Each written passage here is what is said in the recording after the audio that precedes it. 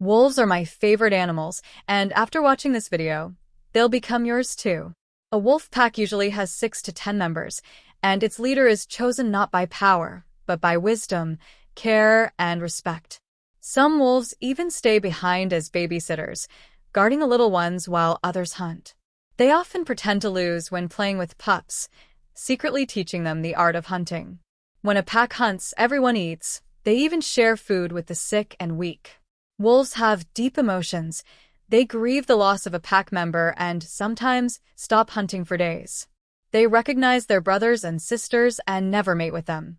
They choose one partner for life and care for their aging parents with food and protection. Like and subscribe for more amazing facts.